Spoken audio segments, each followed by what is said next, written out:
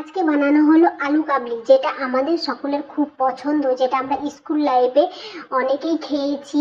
আমার তো ভীষণ ভালো লাগে, তোমাদের কার কার ভালো লাগে অবশ্যই বলো। আর স্কুল লাইফটাকে খুবই মিস করি, তোমরা কে কে মিস করো সেটা অবশ্যই বলো। কিন্তু বিকেলবেলায় বসেছিলাম, খুব কিছু একটা খেতে ইচ্ছে করছিল, কি খাবো বুঝতে পারছিলাম, তাই বৌদিকে বললাম বৌদি কিছু একটা খাওয়া যেতে পারে।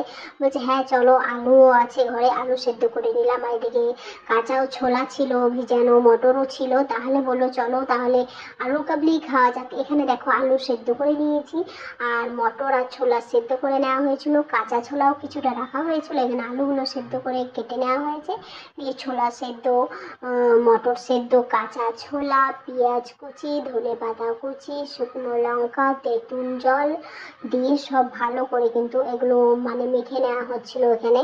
আমার তো ভীষণ ভালো লাগে খেতে, তোমাদের কেমন লাগে? আর স্কুল লাইফটাকে সত্যি আমি ভীষণ মিস করি, তোমরা কে কে মিস করো অবশ্যই বলো।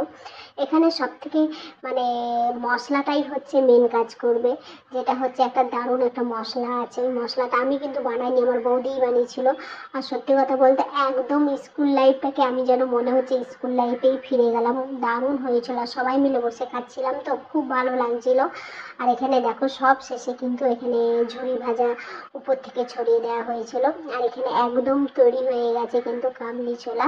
তোমরা কে কে খাবে চলে এসো। ভিডিওটা এই পর্যন্তই, ভালো লাগলে লাইক কমেন্ট শেয়ার করে দিও। টাটা বন্ধু।